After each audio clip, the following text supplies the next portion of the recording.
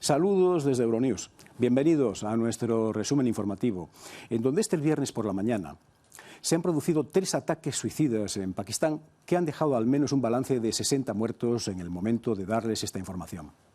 El primer ataque fue en Baluchistán, el segundo en la provincia de Khyber Pakhtunkhwa, en el noroeste del país, y el tercero en una mezquita cerca de la ciudad de Peshawar.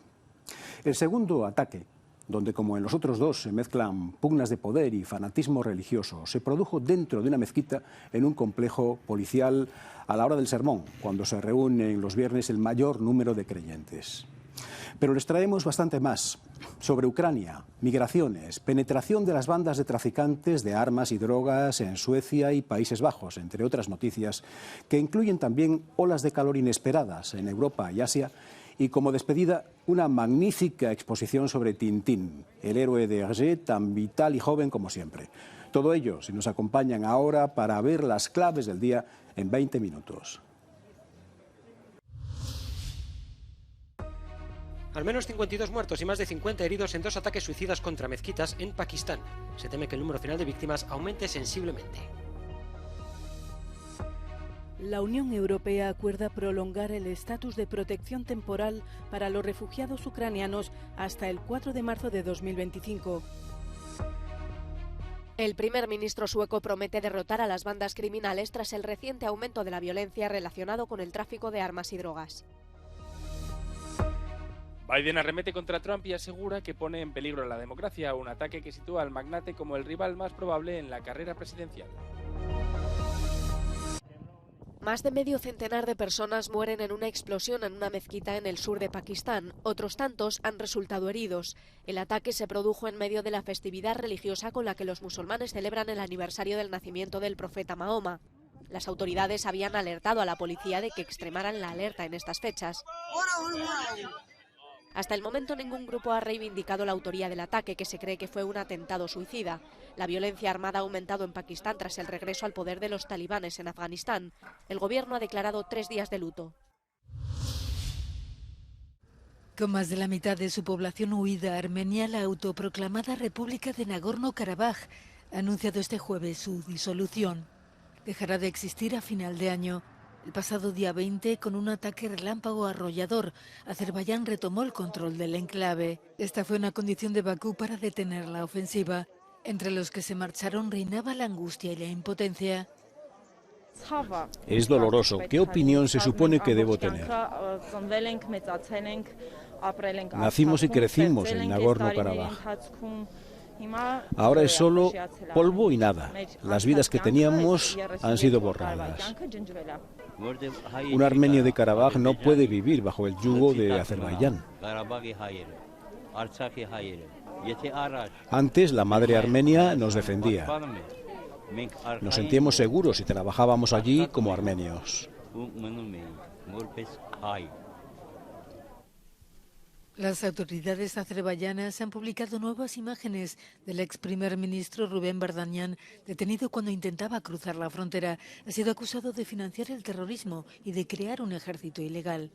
Entre los llegados a Armenia hay heridos en la explosión del depósito de combustible del pasado lunes que provocó 68 muertos.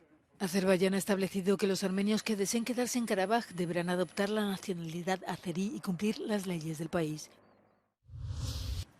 El mercado armamentístico de la guerra expone productos y precios ya en la misma Ucrania, o con el escenario de la agresión rusa con la venta de Israel a Alemania de sistemas de defensa antimisiles.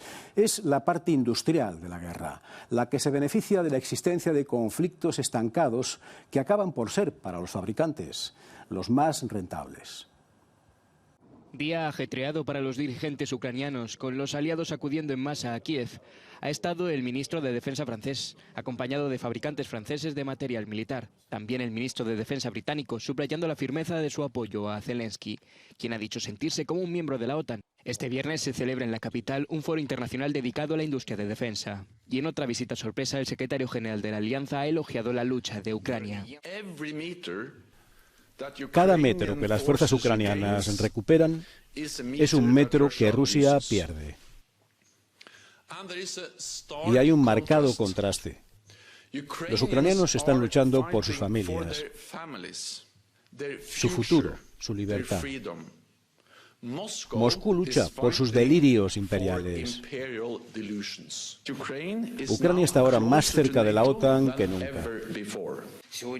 Hoy ya es una conversación de facto entre aliados y una cuestión de tiempo que Ucrania se convierta en miembro de pleno derecho de la alianza. Estamos haciendo todo lo posible para que llegue ese momento. Por otro lado, Rusia ha anunciado un enorme aumento de su presupuesto militar de un 68% en 2024, hasta alcanzar el equivalente a 106 billones de euros. El gasto militar representará así el año que viene cerca del 30% del gasto federal total y el 6% del Producto Interior Bruto, una cifra inédita en la Rusia postsoviética.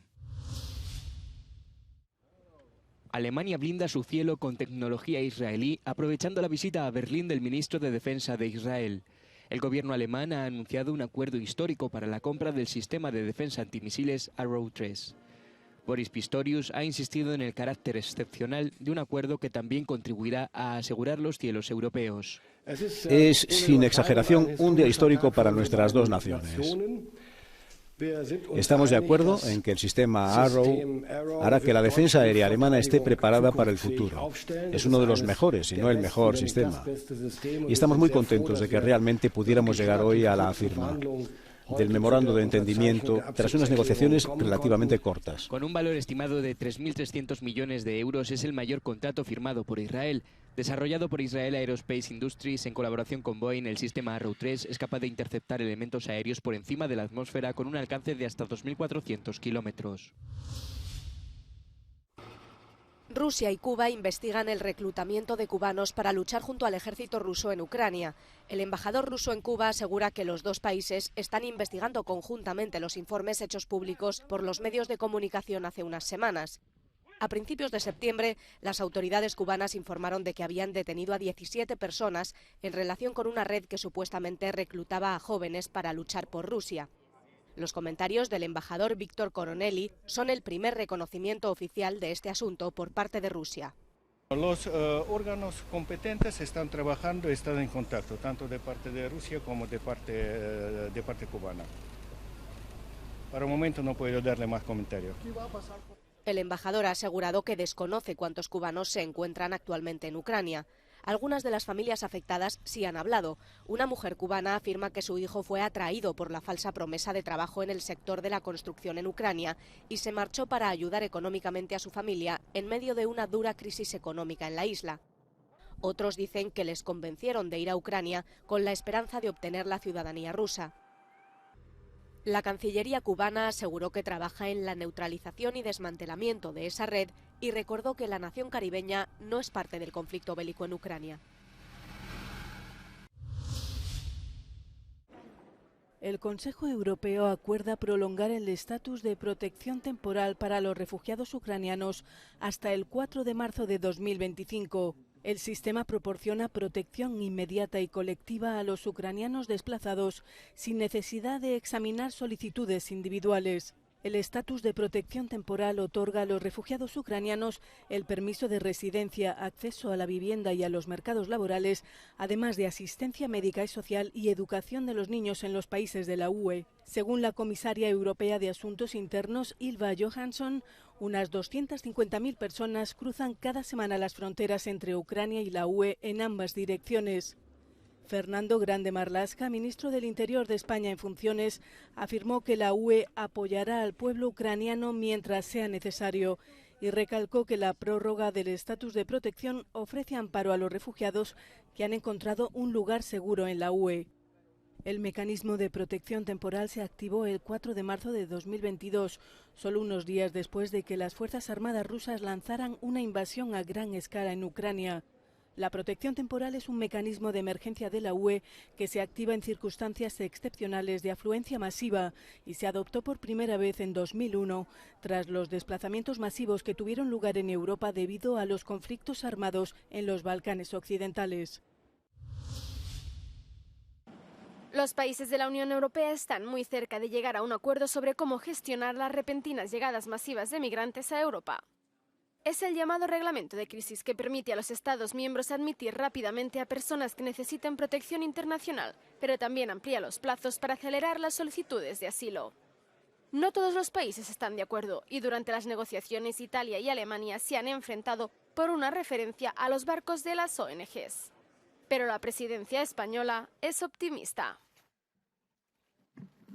Son cuestiones de matiz que muchas veces tardan un poquito más de cerrarse y de conseguir ese acuerdo. Pero es una cuestión de los 27 y los 27 estoy convencido que en breve, en los próximos días, podremos llegar a ese acuerdo total. Esta es la última pieza que falta por acordar entre los Estados miembros del Pacto de Migración, la reforma de la política migratoria presentada por la Comisión Europea en 2020. Los países de la Unión Europea ya acordaron medidas para cambiar el sistema de asilo que tienen como objetivo aliviar la presión sobre los Estados miembros de primera línea, como Italia o Grecia. Tras este último acuerdo, el Consejo debe negociar todo el pacto con el Parlamento Europeo, de cuyas posiciones divergen en muchos puntos. Por ejemplo, los Estados miembros no consideran la reubicación obligatoria entre países como una solución en situaciones de crisis, pero el Parlamento insiste en ese punto. Sí, sé que hay reticencias, hay resistencia, pero sí, la mayoría proeuropea en el Parlamento Europeo ha dejado claro en nuestro mandato de negociación que queremos, en situaciones de crisis, programas obligatorios de reubicación, lo que es la escala europea de respuesta en una situación como la que está soportando ahora Lampedusa. La Unión Europea pretende llegar a un acuerdo sobre el paquete de migración antes de finales de año. Para ello, los Estados miembros no tendrán derecho a veto, ya que la decisión se tomará por mayoría cualificada.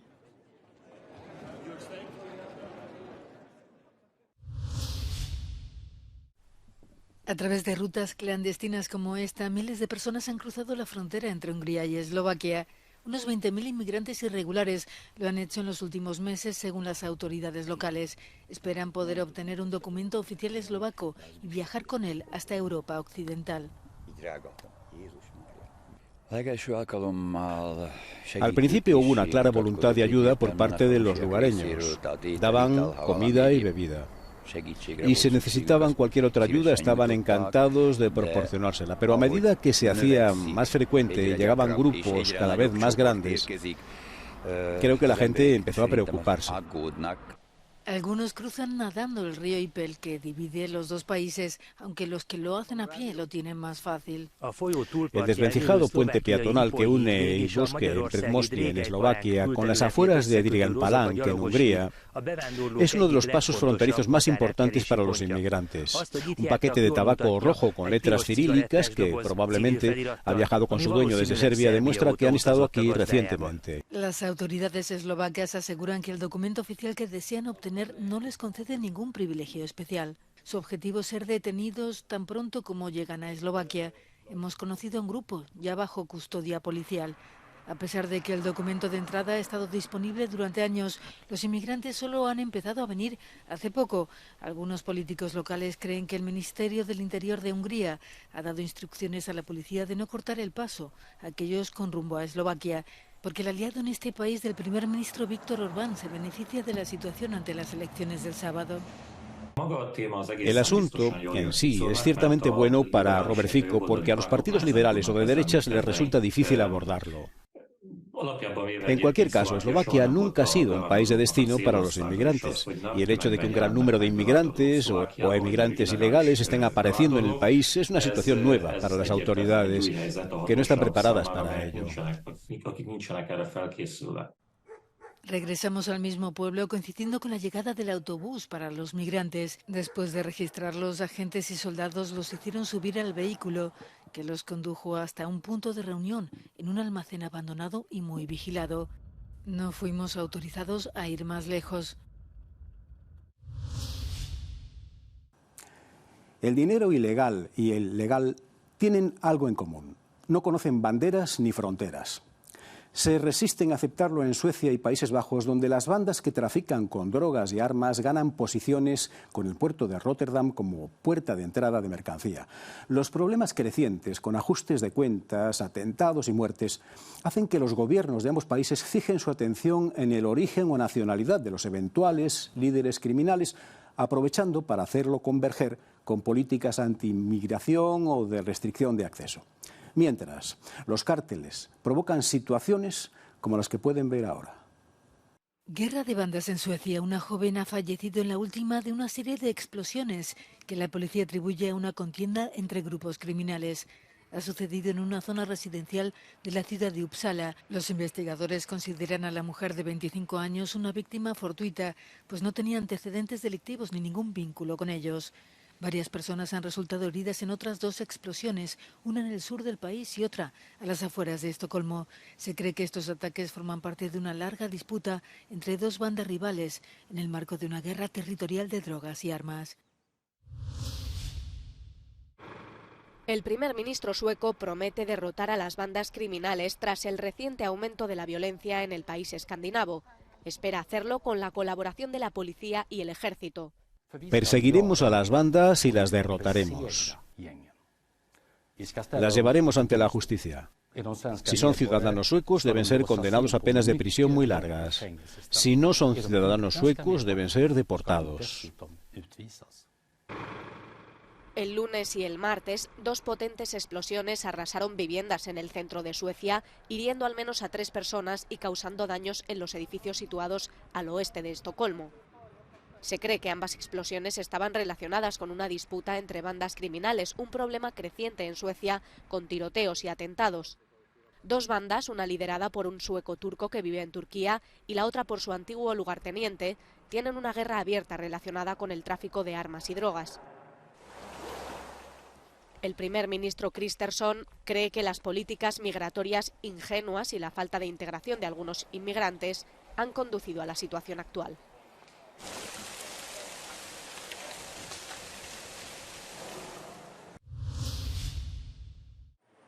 Tres personas han muerto en unos tiroteos en un apartamento y un hospital de la ciudad portuaria de Rotterdam, en Países Bajos. Entre ellos, una niña de 14 años, según ha informado la policía. Los agentes detuvieron a un hombre de 32 años como presunto autor de los ataques. El atacante primero mató a una mujer y a la menor en un piso y luego provocó el pánico en el centro médico Erasmus, donde mató a un médico profesor de medicina. Algunos fueron sacados del edificio en camillas, otros se atrincheraron en las habitaciones. Rotterdam ha sufrido este año un aumento de la violencia entre bandas delictivas. El precio de los alimentos en el Reino Unido ha subido el 25% desde el Brexit. Hay corrientes de opinión crecientes que pujan por volver a entrar en la Unión Europea. Sin embargo, hoy como ayer, ni conservadores ni laboristas están por la labor. De hecho, Jeremy Corbyn, recordemos que cuando estaba al frente de la oposición y del Partido Laborista siempre se mostró esquivo y remiso a hacer valer la vinculación del Reino Unido a la Unión Europea.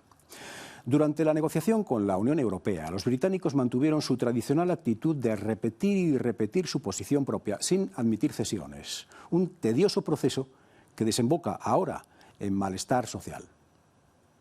En el Reino Unido crece la tendencia a lamentarse por el Brexit. Alrededor del 62% de los británicos cree que abandonar la Unión Europea fue un fracaso, según la empresa británica de sondeos YouGov. Los precios de los alimentos han subido un 25% desde enero de 2021, como consecuencia de las barreras comerciales adicionales derivadas de la salida del mercado único. Mientras tanto, los investigadores del Centro para la Reforma Europea afirman que la inversión empresarial ha sido un 23% menor de lo que se esperaba en 2020-2021 debido al Brexit. Muchos ciudadanos ya piden la reincorporación.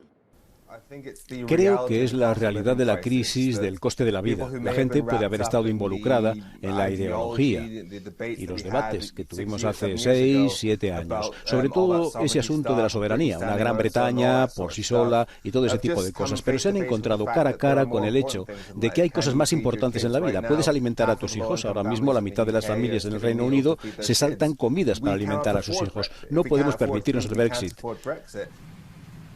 Pero el proceso de adhesión a la Unión Europea es muy complejo. Además, no hay ningún precedente para la reincorporación de un país y la Unión Europea ha cambiado significativamente desde que el Reino Unido votó a favor de su salida en 2016. Ahora hay otros países a la cola, como Ucrania y los países de los Balcanes occidentales. Pero en los últimos meses, el Reino Unido ha apostado por una relación más estrecha y pragmática con Bruselas.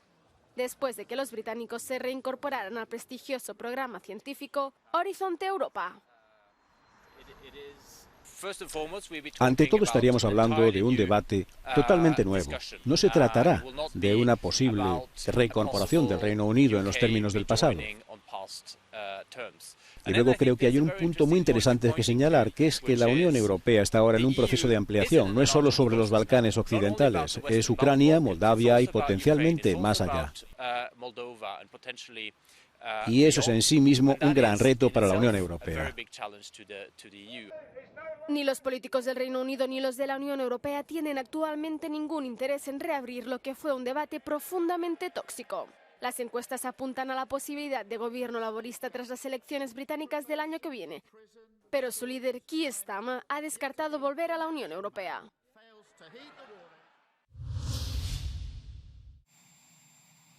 El presidente de Estados Unidos, Joe Biden, advirtió este viernes durante un discurso en Tempe, Arizona, de que Donald Trump y sus aliados extremistas representan una amenaza para la democracia estadounidense. Biden intensifica así los ataques contra su probable rival republicano en las elecciones presidenciales estadounidenses de 2024. El presidente aseguró que las democracias podrían morir si la gente no se moviliza. Trump está muy por delante de los otros 7 candidatos presidenciales republicanos según las encuestas. En España llega el otoño con una nueva ola de calor. Durante el fin de semana se esperan temperaturas propias del mes de agosto. Este sofocante y tardío veranillo de San Miguel llega a la península con una masa de aire sahariano que elevará los termómetros hasta los 40 grados centígrados. Bajo un sol de justicia también en Japón las temperaturas superaron los 35 grados. Un inusual máximo pasado el equinoccio de otoño. Sombrillas, paipais y ventiladores son la tónica estos días para soportar el calor. Es la ciudad griega de Volos, a vista de dron después del paso de la tormenta Elías. Las fuertes lluvias han causado inundaciones que han obligado a la evacuación de más de 4.000 personas en decenas de localidades. Volos, que tiene 150.000 habitantes, amaneció completamente inundada. La ciudad todavía estaba luchando por recuperarse de la tormenta Daniel de hace 3 semanas. Grecia lleva luchando contra los elementos varios meses. Llevo aquí 28 años y ya no aguanto más. No puedo hacer nada, ya ha pasado 2 veces, ya hemos tenido bastante. Estamos tirando muebles, no queda nada. Otra vez lo mismo, pero peor. Construyeron rampas para que el equipo llegara a un río que no se ha limpiado en 3 o 4 años. Como resultado, los diques se rompieron y el río se desbordó. Este río tiene el mayor torrente de Volos. Durante el verano el país ha sufrido incendios devastadores en los que ardieron decenas de miles de hectáreas y murieron al menos 26 personas. Y ahora, tras las tormentas, el gobierno, muy criticado, ha prometido más de 2.000 millones de euros para la reconstrucción. Bienvenidos a la gran aventura inmersiva de Tintín. Una exposición en el Centro Tour and Taxis de Bruselas rinde homenaje al famoso reportero belga y su perro Milou, creados por el dibujante Hergé.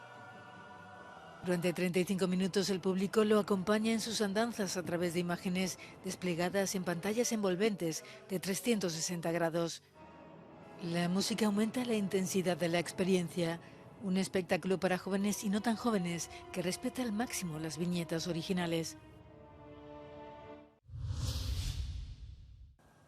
Esto ha sido todo en Euronews hoy. Pero si quieren, pueden seguir el resto de la actualidad en nuestro canal de televisión o en YouTube y el resto de las redes sociales. Mañana sábado les traeremos el resumen semanal. Ahora les dejamos con nuestro No Comment de hoy, que nos lleva hasta Nuevo León, en México, donde una atribulada familia en plena comida es visitada por un osezno. Gracias por su atención. Hasta mañana.